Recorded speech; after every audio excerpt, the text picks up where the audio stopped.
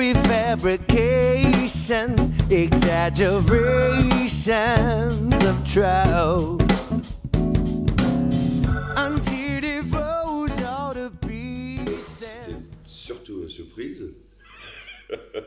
Parce que pendant des années, on se demande quel genre de musique on fait. Et maintenant qu'il y a cette validation de l'académie, on sait maintenant qu'on fait du jazz. Honnêtement, oui, c'est une consécration dans un sens. On n'a jamais senti vraiment partie de ce monde de communauté de jazz, entre guillemets, parce que on joue dans les festivals pop en Europe, aussi également dans les festivals de jazz. Nous, on utilise un peu notre étiquette en tant que groupe de jazz comme une carte blanche. On peut faire tout ce qu'on veut. Nous, on ne met pas une étiquette dessus. En fait, qu'est-ce que c'est les étiquettes? C'est dans l'époque où les gens ont vraiment vendu le disque. Bon, personne ne vend les disques maintenant, alors je pense qu'on peut se débarrasser un petit peu. C'est la balle. Mais on fait la musique qu'on a envie de faire, qui nous fait kiffer, qui nous fait danser, sentir quelque chose. Et après, si les gens trouvent que c'est du jazz, voilà, on laisse sa propre interprétation. Et ben oui, on est très très content. Le groupe existe depuis 16 ans maintenant. Et après 16 ans d'existence, pour nous, c'est un peu une victoire de persévérance, si vous voulez. Et surtout pour ça, on est très content. Ça s'appelle Circle. C'est notre 5e album studio. Chaque album qu'on fait, c'est notre bébé, c'est notre projet. Comme on est 100% indépendant, on n'est pas des maisons de disques qui sont en train de nous exiger de faire exactement comme l'album avant, qui avait son succès aussi. Comment je peux expliquer? Circle, c'est les cercles de la vie, si vous voulez. En tant des histoires que je raconte dans les chansons, oui, ça parle beaucoup des cercles de vie, de le groupe, de nous individuellement, et de notre musique aussi. Dans ce sens, on a commencé à 16 ans. Moi, je n'étais même pas là, mais plutôt comme un groupe instrumental qui fait partie un petit peu de le mouvement de électro-jazz en France. Maintenant, notre musique, il ressemble pas du tout ça. Ça ressemble même pas à notre nom. Moi, j'étais même pas dans le monde de la musique. J'avais un boulot, je bossais en tant que responsable de relations publiques pour une marque de fringues américain à Strasbourg. J'avais une maison de vacances que j'ai achetée dans le coin, dans l'Occitanie, comme on dit maintenant. Et pendant que j'ai pris mes vacances, parfois j'ai allé dans les bars avec les copains du coin pour boire les bières, gratter les guitares et chanter les chansons, pour se rigoler. Et il y avait une fille qui était en vacances, qui m'a filmé, qui est venue me parler, me demander où je viens. Elle m'a dit que je chantais super bien. Par contre, elle a dit, mot par mot, vos musiciens sont vraiment... je ne peux pas dire. Et je suis enchanté, bienvenue, machin. Elle a dit qu'elle peut envoyer les vidéos et les connaissances qu'elle connaît. Un des connaissances, c'est fait partie du groupe d'Electro Deluxe. Il m'a appelé pour un autre projet. C'était fait partie d'un collectif qui s'appelle Soul Gang de Grenoble. Dans ce collectif, il y avait 2 membres de Electro Deluxe. On fait amitié, on se courtoisait, on fait le petit plan ensemble de temps en temps. Il était super bon musicien. Et éventuellement, il me demandait de venir sur Electro Deluxe, sur l'avant-dernière studio album, s'appelle Play, pour écrire 2 chansons et chanter 2 chansons sur l'album. Et sur cet album, notamment, il y avait Ben Oncle Soul, il y avait Vancil de C2C, il y avait plein d'invités, parce que c'était l'idée de le groupe, c'était toujours voir les invités, les rappeurs, chanteurs, chanteuses, etc. C'est très bien passé. Éventuellement, ils me demandaient de monter sur scène. C'était très bien passé. Organiquement, parce qu'on était amis d'abord. Alors voilà. L'anecdote qui a un peu fait le tout, c'était on avait fêté notre 10e anniversaire à la Alhambra, à Paris, en 2010, je pense. Et Ben Oncle Soul, en fait, on connaît Ben depuis longtemps, même c'était nous, les musiciens de studio, dans son album qui explosait. Mais ce moment-là, il était censé, sur le grand anniversaire de le groupe, de chanter ses 3 ou 4 chansons sur l'album, être un peu le MC de soirée. 2 semaines, je pense, avant cette date, c'est là, ça commence à exploser pour lui un peu partout en Europe. Il était appelé par le BBC pour jouer sur le Top of the Pops, je pense, une grande émission de télé à BBC. Bien sûr, il faut qu'il y aille. Moi, je me suis pris ces chansons, je me suis un peu remplacé dans cette soirée. J'étais déjà censé être là, mais j'ai pris un peu plus de place. Cette soirée était tellement magique et c'était une évidence à tout le monde que peut-être c'est une direction de le groupe. Et ensuite de cette date, le groupe me demandait d'intégrer à plein temps, d'être le voix pour le prochain album. Et comme je viens d'un peu de monde de marketing, j'ai bien compris que c'était un peu difficile avant de vendre un spectacle ou même un projet quand vous ne savez pas qu'est-ce que vous allez voir. Vous achetez un billet pour un groupe et vous ne savez pas quel chanteur, rappeur, chanteuse vient. Et là, on a éliminé un petit peu cette histoire pour le bien ou pour le mal, hein, on va dire musicalement. Et c'était ma voix qui était sur l'album Home. Et ça s'est fait quoi? Ça fait 6-7 ans. Et le pari est bien réussi, je pense. Que maintenant, les gens, ils voient qu'est-ce qu'ils veulent voir quand ils viennent au concert. Ouais, vraiment. Ouais, pour ma vie même, c'était génial. Et ça m'a permis aussi, j'étais obligé un peu de quitter mon boulot et m'installer dans cette belle région et continuer ma vie ici. Partout en Europe, ouais, on fait entre 80 et 90 dates par an. Beaucoup en France, pas mal en Allemagne maintenant. Dans les pays de l'Est, on part toujours 2 fois par an en Turquie. On est les stars en Turquie, c'est un truc de ouf. Il y a des blagues toujours chez les musiciens, on est les stars en Japon, machin. Bon, pour nous, c'est du Turquie, c'est un truc de ouf. Et oui, on va repartir en Japon cette année. Ouais, c'est génial. Ça grandit plus en plus chaque année. Et on espère qu'on va continuer de développer, surtout à l'international, quoi. C'est un métier à temps plein, c'est une passion à temps plein. Et oui, c'est une belle aventure que on monte pas en flèche, c'est pas le but. On est un peu trop vieux pour ça aussi, hein. C'est plutôt dans l'endurance, dans la persévérance. Et ça monte bien comme il faut chaque année. Les salles sont de plus en plus remplies, même de plus en plus grandes. On chevauchait entre les grosses festivals pop comme Solidays à Paris ou comme les Papillons de Nuit ou des choses comme ça que dans les festivals de jazz. Jazz à Nice, on était à Marciac l'année dernière, on va faire jazz à Vienne cette année encore.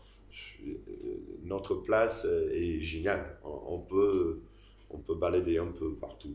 On va refaire un Olympia 7 octobre, le 18 octobre 2018. Les billets sont en vente, alors hein, j'aimerais bien qu'ils amènent pas mal de gens de mon coin là pour remplir bien. Oui, on a fait un guichet fermé à l'Olympia, on va tenter de faire notre deuxième. Ouais, on vit bien, on est bien. On est vraiment dans un bon moment. Ouais, il y a une bonne synergie. On a un album live qui va sortir là au printemps, normalement. De cette dernière tournée, on a enregistré pendant 8 mois tous nos concerts. On a essayé de trouver les moments où ma voix ne craque pas, où je dis pas les conneries. Voilà, ça c'est difficile pour le montage. Mais... On a une belle option, je pense, pour le Salle Victoire 2, avant qu'on fait l'Olympia. Alors les gens peuvent choisir entre Saint-Jean-de-Védas ou l'Olympia. Mais oui, la musique c'est fait pour quoi? C'est fait pour partager avec les gens en direct. Pour moi, ça c'est le meilleur kiff. Le studio, complètement un boulot à part pour moi. C'est plus minutieux, c'est beaucoup plus intellectuel. Oui, c'est plus...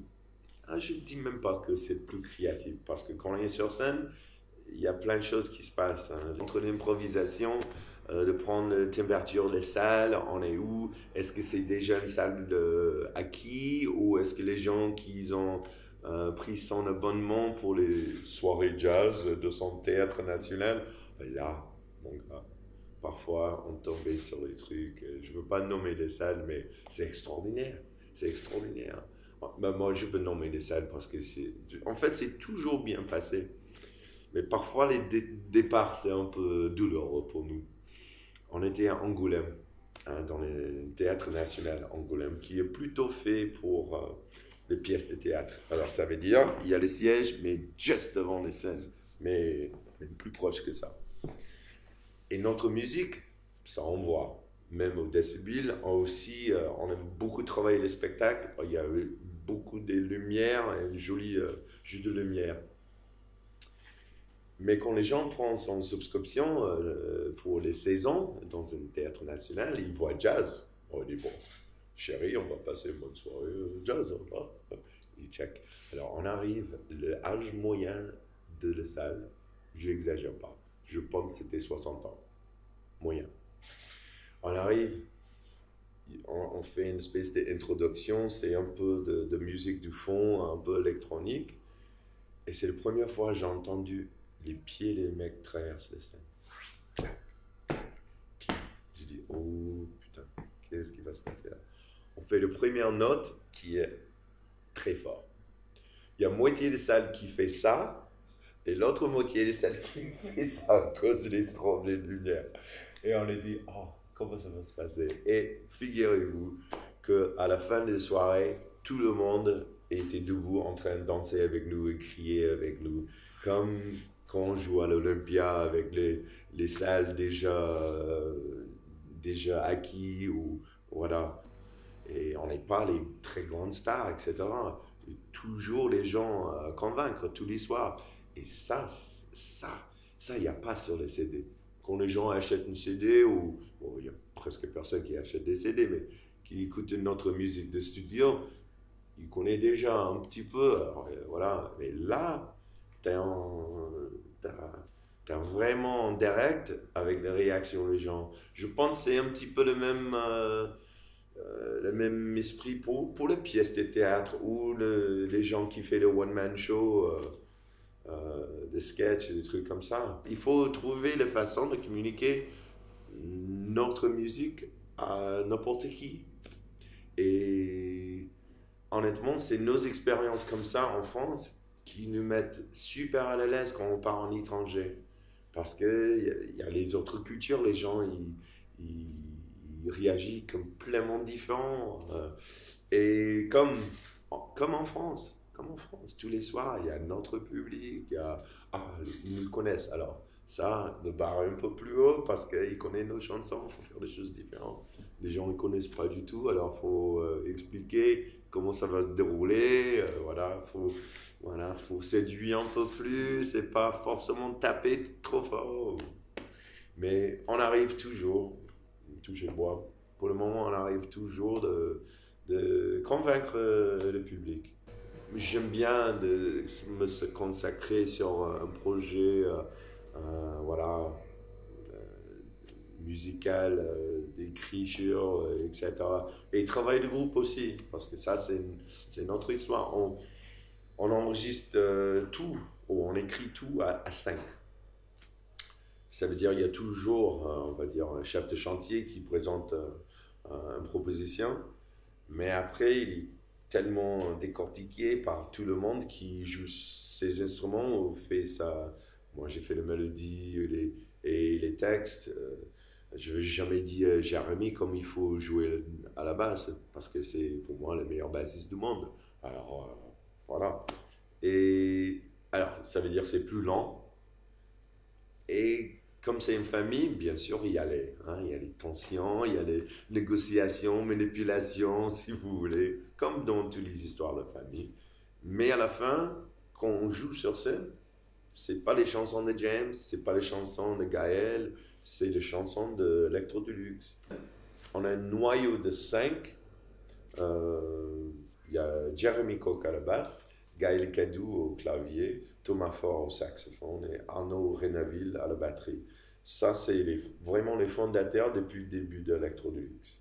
Après, on tourne avec Vincent Payan à la trompette et Bertrand Lusignan à la trombone. Maintenant, peut-être depuis 5-6 ans.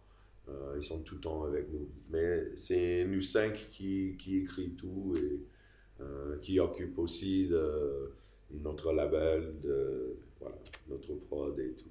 Las Vegas Wedding, c'est mon projet à la maison.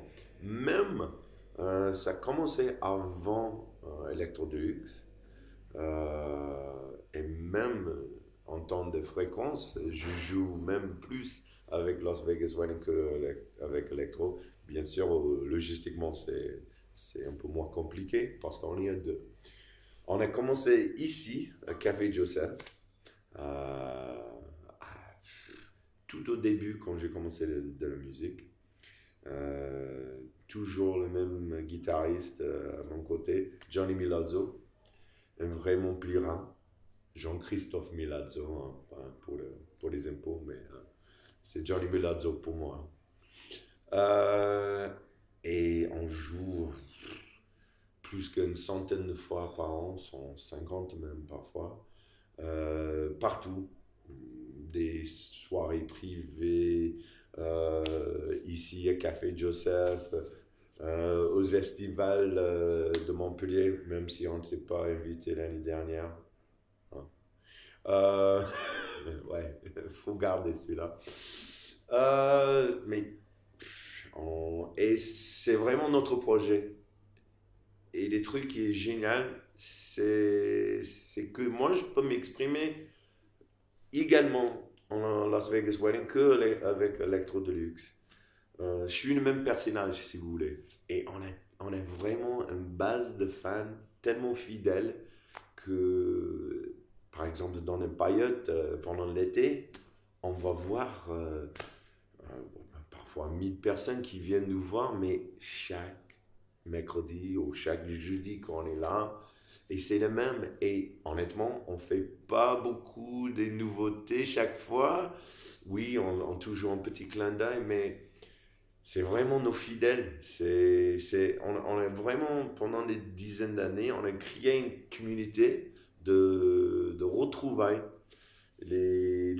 Surtout faut dire, les femmes, il vient en groupe, il fait sa soirée Las Vegas Wedding, il vient avec toutes ses copines pour danser, pour boire les coups. Et on connaît tout le monde maintenant. Et ça, vraiment, c'est un truc que j'ai jamais pensé de création d'une espèce de communauté. On connaît beaucoup de nos fans. Eux, ils nous connaissent aussi, ils connaissent nos enfants, je connais les gens et son travail, et voilà. Même si ça devient de plus en plus fatigant de faire les 2 projets, parce que aussi j'ai une fille à 2 ans, je vais essayer de garder le plus que possible, parce que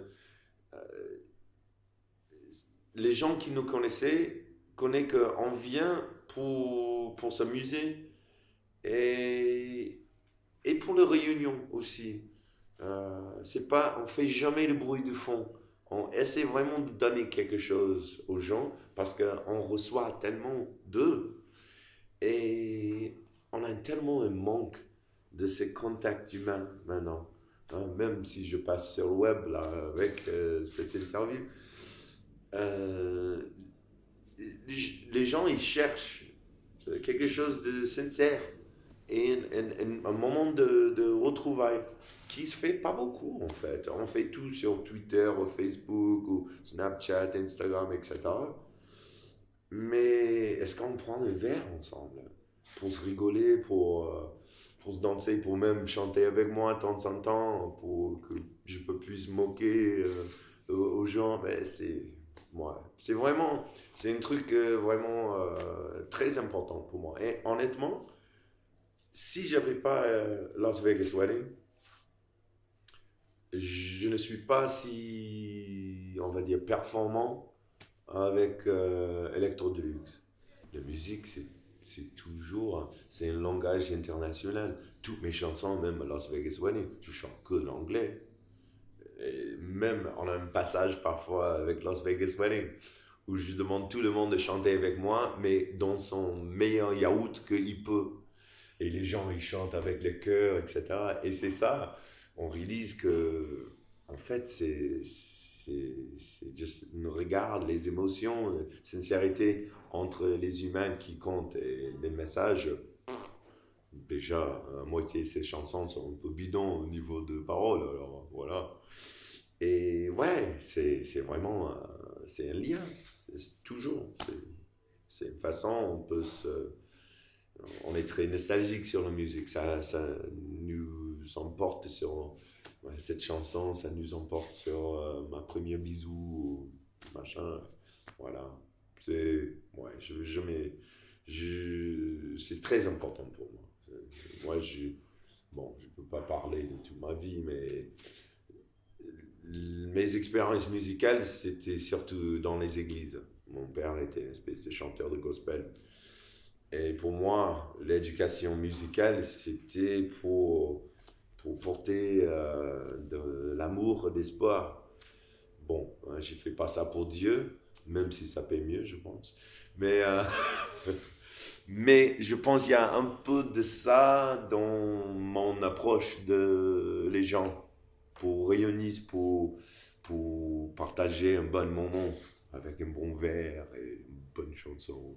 J'étais jamais dans la musique aux États-Unis, sauf que quand j'étais très jeune. J'ai grandi dans le milieu musical. Mon père et toute ma famille étaient impliqués dans son carrière amateur de chanteur, même si on tournait tous les week-ends dans un bus que mon père a acheté, mais il travaillait dans les usines et tous les vendredis, on sortait sur la route dans le sud des États-Unis. Voilà. Je vois un petit peu les choses, comme on voit les évangélistes qui montent les voies de chef. C'était pas loin de ça, mais nous, on était là pour le côté spectacle. Alors, j'étais vraiment bercé dans ça. Et toute la famille était impliquée, on chantait, jouait ou quoi que ce soit, sauf que moi. Moi, j'aime bien porter les caissons. Je ne voulais pas forcément chanter. Et l'histoire très courte, hein. J'étais au lycée, première année de lycée. Je crois c'est quoi, le troisième ici. Et il y a le prof de chant, monsieur Michael Hanning, un grand monsieur, qui m'a vu dans un cours de cuisine. Il m'a reconnu les ressemblances familiales. Et il est rentré dans la salle et il a dit, mais qu'est-ce que tu fais là? Je dis, excuse-moi. Il dit, mais t'es incomplet. J'ai eu toutes tes sœurs, tous tes frères. Je sais que ton père est un chanteur. Qu'est-ce que tu fais dans le cours de cuisine?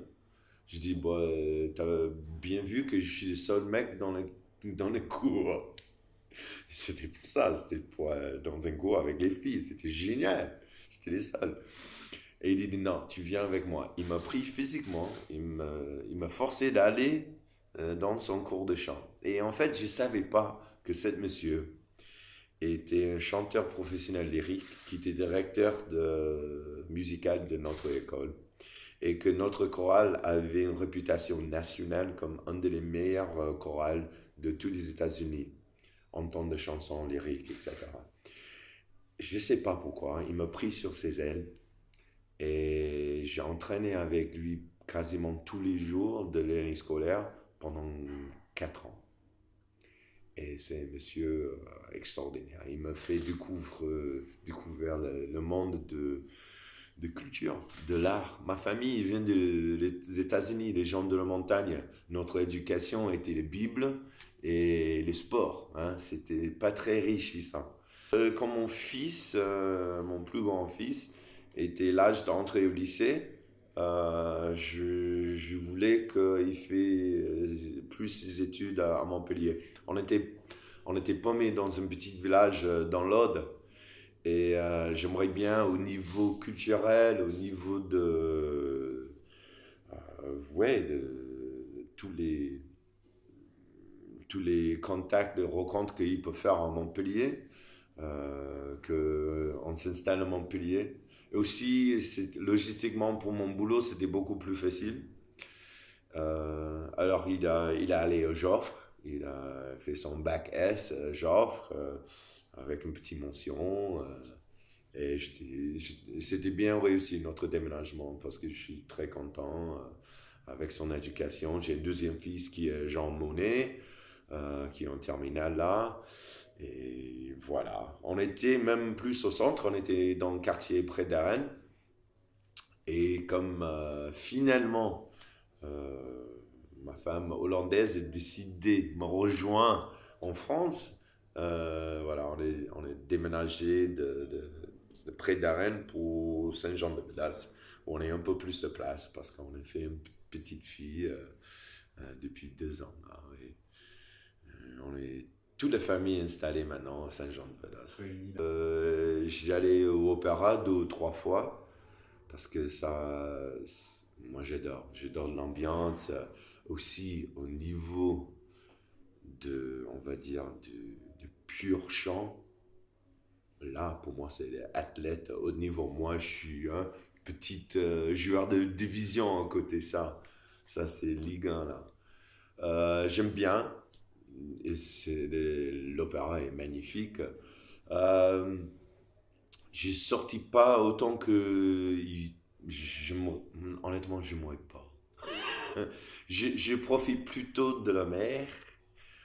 Plutôt de mes marchés Pic Saint-Loup, le pont de Diable, tout ce qui est alentour, et surtout les petites tables à droite à gauche. Comme je joue beaucoup, surtout avec je suis souvent en déplacement, quand je suis à la maison, j'aime bien être à la maison, dans la nature. J'aime bien aller à Bouzigues pour manger les huîtres, les moules, tout tranquille, balader à la plage avec ma fille et ma femme. Voilà. Et avec une fille de 2 ans à mon âge, ma passion c'est rêver 5h30, 6h tous les matins, même quand je reviens de tourner. Regarde, c'est pour ça que je garde les lunettes, hein, ça cache un peu les sacs. Et j'essaie d'être avec elle le plus que possible. On a vraiment, j'ai vraiment une belle vie hein, ici et avec ma petite famille. Tired of your lies, we don't believe them no more.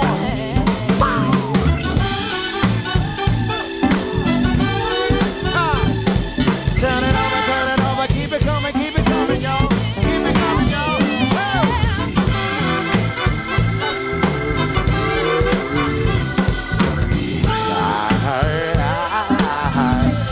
Come on, girl.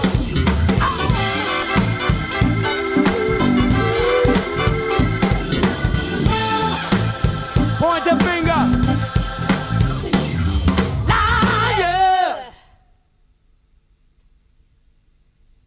On est bien là, non? On est bien.